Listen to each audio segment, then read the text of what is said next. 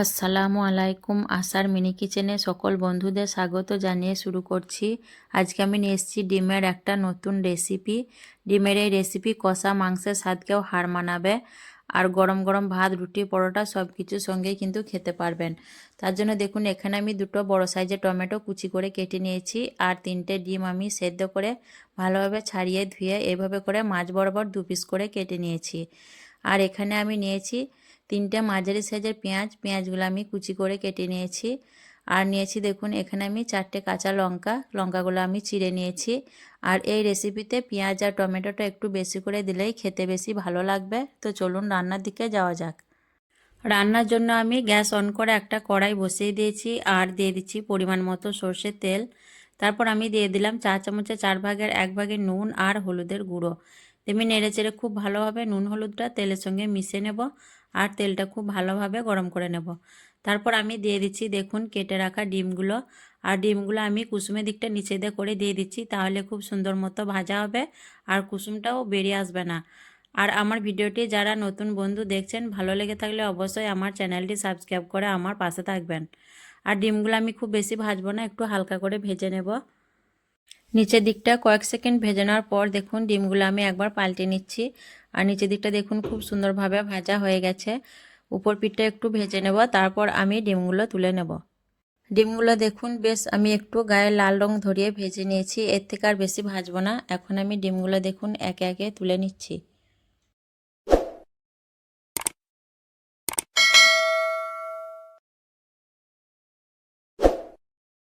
তারপর এই তেলের মধ্যে আমি দিয়ে দিচ্ছি 2টো এলাচ, একটা দারচিনি আর একটা লবঙ্গ দিয়ে আমি নাড়াচাড়া করে একটু বেশ ভালোভাবে ভেজে নেব, যাতে একটা সুন্দর গন্ধ বেরিয়ে আসে।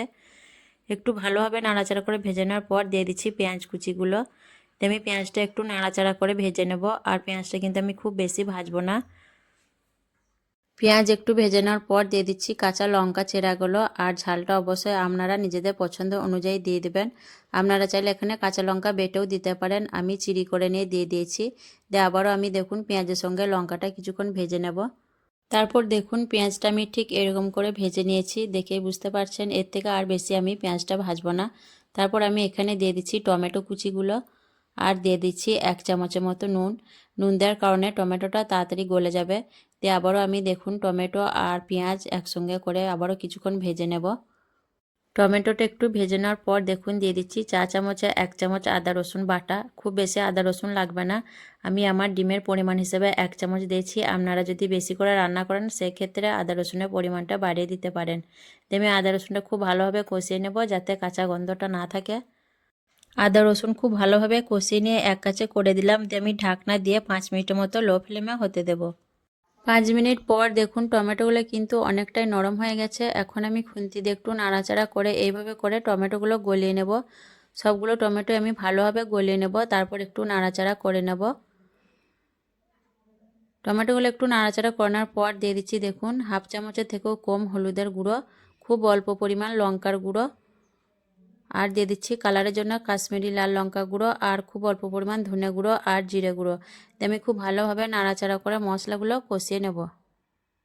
মশলাগুলো একটু নাড়াচাড়া করে মিশিয়ে নেওয়ার পর দিয়ে দিচ্ছি খুব অল্প পরিমাণ পানি, দিয়ে আবার আমি নাড়াচাড়া করে মিশিয়ে নেব খুব ভালোভাবে নাড়াচাড়া করে মিশিয়ে নেওয়ার পর আমি আবারও ঢাকনা ঢেকে দিয়ে 3-4 মিনিটের মতো লো ফ্লেমে হতে দেব, তাহলে মশলা খুব ভালোভাবে কষানো হয়ে যাবে। 3-4 মিনিট পর দেখুন মশলা থেকে খুব সুন্দর একটা কালার চলে এসছে। এখন আমি একটু নাড়াচাড়া করে নেব, আর মশলাটা কিন্তু খুব সুন্দরভাবে কষানো হয়েছে, মশলা থেকে সুন্দর একটা গন্ধ বের হচ্ছে।